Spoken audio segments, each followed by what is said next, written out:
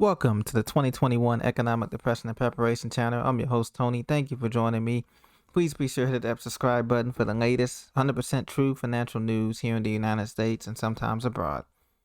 Today, I want to share with you two items on our agenda. First, talking about this reopening of this economy, this magical restart that they're going to do, kind of like Disney reopening or any of the other consumers. The Wall Street Journal was telling us that grand reopening is going to test consumers' appetite to keep spending. Now, we know that the stimulus is long burned off since last month, and households will buy a lot of more services as economies begin to reopen. But that doesn't mean that they will have to cut back on goods. As you know, that the shipping channels have been affected around the world, not only with the blockage in the Suez Canal, but the tension in the Middle East, as well as the shortage of chips and semiconductors that we reported on earlier last week and the week before last, if you see those videos, has meant that the amount of goods coming through the ports, such as in Long Beach, California, and over here on the East Coast, the amount of ships coming in has been lessened or cut back. And so that is going to test household consumers because inflation is rising, contrary to popular belief. Inflation is sitting at 4.3% currently right now and on the rise.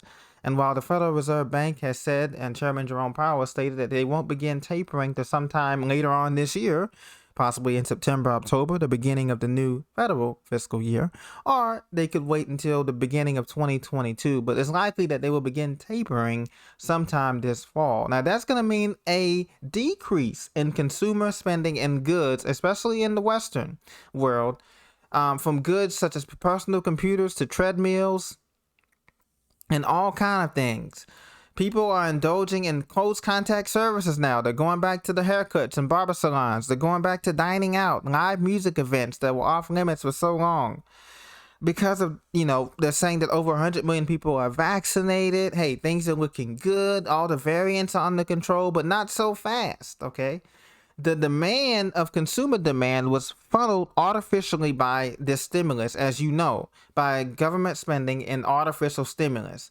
Once that ends, do we really have true demand? And the thing that's going to really be the kicker is that we're going to have so much dollars chasing too few goods and services that a lot of people are going to be forced to cut back, save on spending, and deal with inflation that's going to be coming in this bottleneck. So that's one thing we look out for.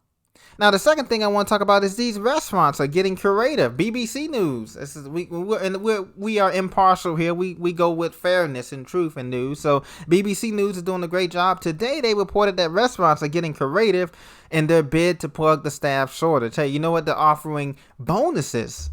Restaurant group Hawksmoor is offering up to £2,000 sterling bonuses to workers who recommend friends for jobs in the bid to fill staffing shortages. As you know, the media has been reporting that a lot of people are having staffing shortages in the US and the UK and other countries as well. But hey, let's look at the reality. The reality of the situation is that would you go back to work for $12 or $15 an hour in these restaurants and hospitality industry when you can make $600 a month, $600 every 2 weeks in unemployment plus benefits and get more to stay home? The answer to that, I think we all know the answer to that is no.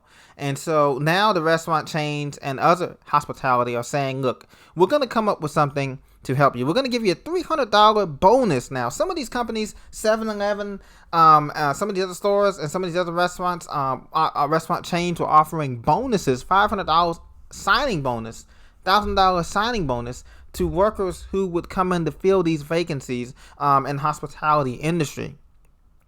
Now, with this pandemic still not under control, I don't know who would want to eat out as much in some of these restaurants. Just looking on a normal day, as you know, health inspections have been going down in terms of the county health inspections as far as these restaurants now because they're looking for, the pandemic stuff. They're not looking for, is the food kept at a certain temperature in these buffets or in these big places or anything like that. So it's very risky, but I'm not here to persuade you either way or, not to go to restaurants or not. But the grand reopening, I would advise everyone to be careful about this reopening thing because we don't know if the vaccines fully work yet. Just because you have your 2 shots Nobody knows the long-term effect of that, and if you haven't had your shots, well, nobody knows if the mask or anything works at this point, or social distancing. We're going by faith right now until we get past a certain point, and next 2 years will be critical with respect to this virus, with respect to this reopening. And there's no such thing, and the final point I want to make is there's no such thing as a reopening. The economy never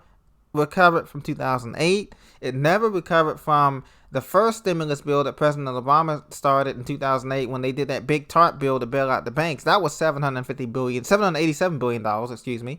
And then we went again and we printed up another $2 trillion for these latest bills. So there's no such thing as a reopening because we never recovered from the first one. The economy is, as far as I'm concerned, is still closed. Okay, it's closed from the airlines to the hospitals. I'm at the hotels, airlines, retail, restaurants. All of that is closed. Now, maybe in your neighborhood, everything is opening back up with no mask. Everybody's good. They're making drinks. They're having fun. But the reality is that the economy is going to take at least 10 years to heal. We're talking to 2030, ladies and gentlemen. And that's not counting the black swan events that a lot of you have mentioned in the comments, such as another pandemic, another natural disaster, another power outage grid or EMP or something like that, which is many say is going to be coming, a solar flare. There's so many black swans that is going to come, and not to mention what happened to the flu. If the flu makes a resurgence, not COVID, but if the flu makes a resurgence in the fall, this reopening scheme is going to be absolutely disastrous.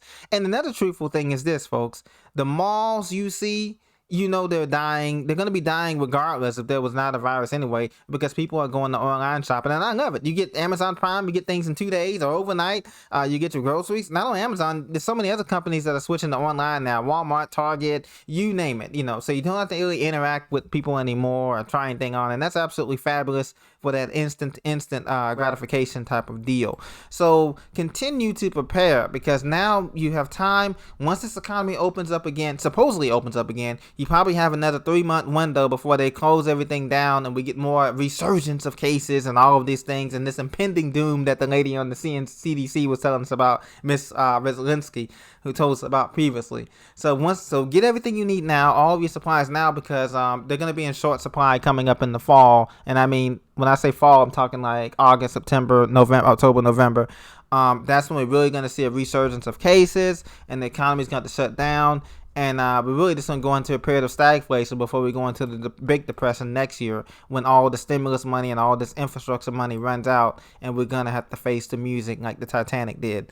Be safe. Be blessed, guys. Thank you for listening. I appreciate your support. If you have any comments or questions, leave them down below. I read them all. I try to. And I'll talk to you very soon.